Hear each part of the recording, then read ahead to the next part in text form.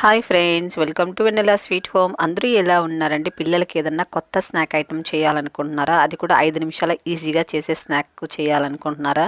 అయితే ఈ స్నాక్ చేయండి. ఇంట్లో ఉండే 2 వస్తువులతోనే ఈజీగా చేసేయచ్చండి. ముందుగా ఒక బౌల్ తీసుకొని ఇందులో 1 కప్పు అటుకులు వేసుకొని నీళ్లు పోసుకొని శుభ్రంగా కడుక్కోవాలి. మీరు మందం అటుకులన్నా తీసుకోవచ్చండి, లేకపోతే పలచని అటుకులు కూడా తీసుకోవచ్చు. ఇప్పుడు నీళ్ళంతా వంపేసుకోవాలి.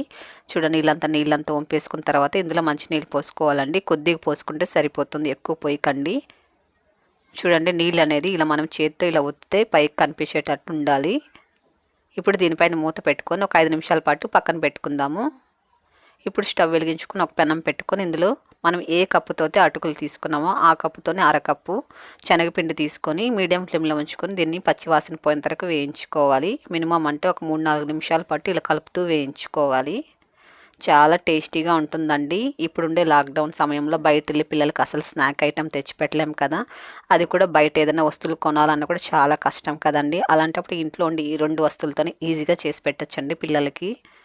చూడండి, ఇప్పుడు బాగా వేగిపోయిన స్టవ్ ఆపుకొని పక్కన పెట్టుకున్న తర్వాత మరొక ప్యాన్ పెట్టుకొని ఇందులో 1 టేబుల్ స్పూన్ ఆయిల్ వేసుకోవాలి. ఆయిల్ కాస్త వేడెక్కిన తర్వాత కొద్దిగా మెంతులు వేసుకోవాలి, అలాగే కొద్దిగా జీలకర్ర వేసుకోవాలి. మెంతులు వేసుకుంటే చేదు వస్తుందేమో అనుకోవద్దండి. మెంతులు వేసారంటే చాలా రుచికరంగా ఉంటుంది.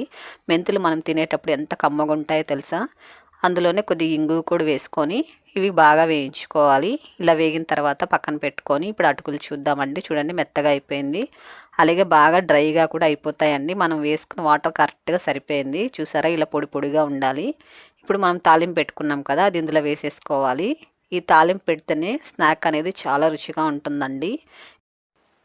ఇప్పుడు ఇందులో కొద్దిగా పసుపు, తగినంత కారం వేసుకోవాలి, అలాగే కొద్దిగా చాట్ మసాలా, కొద్దిగా గరం మసాలా వేసుకోవాలి. మీ దగ్గర చాట్ మసాలా లేకపోతే కొద్దిగా నిమ్మరసం కూడా వేసుకోవచ్చు. తగినంత సాల్ట్ వేసుకొని కట్ చేసుకుని కొత్తిమీర వేసుకొని ఇదంతా బాగా కలుపుకోవాలి. చేత్తో ఇలా బాగా ఒత్తుతూ ప్రెస్ చేసామనుకోండి బాగా పిండి ముద్దలాగా రెడీ అయిపోతుంది. ఇదంతా ఒకసారి ఇలా కలుపుకున్న తర్వాత ఇప్పుడు మనం వేయించుకున్నాం కదండి శనగపిండిని ఇందులో వేసేసుకోవాలి. ఇందులో వాటర్ అంతా ఏం వేయకండి, అటుకుల్లో ఉండే తడితోనే ఇది బాగా ముద్దగా తయారైపోతుంది. ఒకవేళ మీకు తడి ఎక్కువ ఉన్నట్లయితే కొద్దిగా ఇంకాస్త శనగపిండి కూడా వేయించుకొని కూడా వేసుకోవచ్చు అండి. నేనైతే వాటర్ కరెక్ట్గా వేసాను అటుకులో కాబట్టి సరిపోయింది. చూడండి, చపాతీ ముద్దలాగా వచ్చింది. మరి అంత మెత్తగా లేదు, అలాగని గట్టిగా లేదు. ఇప్పుడు చేయి శుభ్రంగా కడుక్కొని కొద్దిగా ఆయిల్ అప్లై చేసుకోవాలి చేతికి. ఇప్పుడు చిన్న చిన్న ముద్దల్లాగా తీసుకొని ఇలా మనము రోల్ చేసుకోవాలి.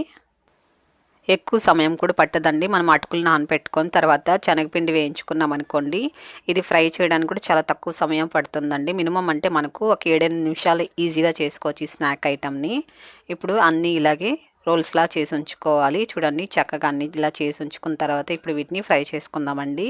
స్టవ్ వెలిగించుకొని ఒక ప్యాన్ పెట్టుకొని ఇందులో ఆయిల్ పెట్టుకోవాలి. ఆయిల్ ఎక్కువ కూడా అవసరం లేదండి, కొద్దిగా ఆయిల్ పోసుకుంటేనే సరిపోతుంది. ఆయిల్ బాగా వేడెక్కిన తర్వాతనే వీటిని వేసుకోవాలండి. ఆయిల్ తక్కువ హీట్లో ఉందనుకోండి వేయంగానే విడిపోతాయండి. కాబట్టి ఆయిల్ బాగా వేడికెక్కిన తర్వాతనే వీటిని వేసుకోవాలి. అలాగే మీరు హై ఫ్లేమ్లో ఉంచుకొని వీటిని ఫ్రై చేసుకోవాలండి. మీరు మీడియంలో అలాగే లోలో పెట్టారనుకోండి అవి కాస్త విడిపోయే ఛాన్స్ ఉంటుంది. కాబట్టి హై ఫ్లేమ్లో ఉంచుకోండి, అలాగే ఎక్కువ హీట్లో ఉండేటట్టు చూసుకోవాలి ఆయిల్ కూడా. ఇవి కాస్త ఫ్రై అయిన తర్వాత ఇలా స్పూన్తో తిప్పుకోవాలి.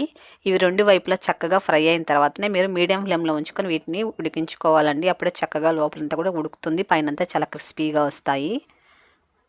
ఆయిల్ కూడా అప్పుడే తక్కువ పీల్చుకుంటుందండి. కాబట్టి హై ఫ్లేమ్లో ఉంచుకొని కాస్త ఫ్రై అందరికి వీటిని వేయించుకోండి. తర్వాతనే మీరు మీడియం ఫ్లేమ్లో ఉంచుకోవాల్సి వస్తుంది. ఇవి ఇలా మంచి రంగు వచ్చేంతరకు వేయించుకోవాలండి. అలాగే బాగా క్రిస్పీగా కూడా వస్తాయండి. మనం వేయించేటప్పుడే సౌండ్ అనేది వస్తుందండి, బాగా గలగల సౌండ్ వస్తుంది. అంత చక్కగా క్రిస్పీగా వస్తాయి ఇవి. చూడండి, మంచిగా ఫ్రై అయిపోయాయి కదా. ఇప్పుడు వీటిని తీసుకొని టిష్యూ పేపర్ పైకి అన్నీ తీసేసుకోవాలి. వీటిని ఒక ప్లేట్లోకి తీసేసుకొని ఇలా సాస్తో ఇవ్వండి. పిల్లలకి ఎంత ఎంజాయ్ చేస్తూ తింటారో తెలుసా, చాలా ఇష్టంగా తింటారండి. కడుపు నిండా తింటారు పిల్లలైతే, పెద్దలు కూడా చాలా అంటే చాలా ఎంజాయ్ చేస్తూ తింటారండి. వీటిని అంత బాగుంటాయి. చూడండి, పైన క్రిస్పీగా లోపల సాఫ్ట్గా ఎంత బాగున్నాయి. అది కూడా తక్కువ ఆయిల్ పీల్చుకుంటాయండి.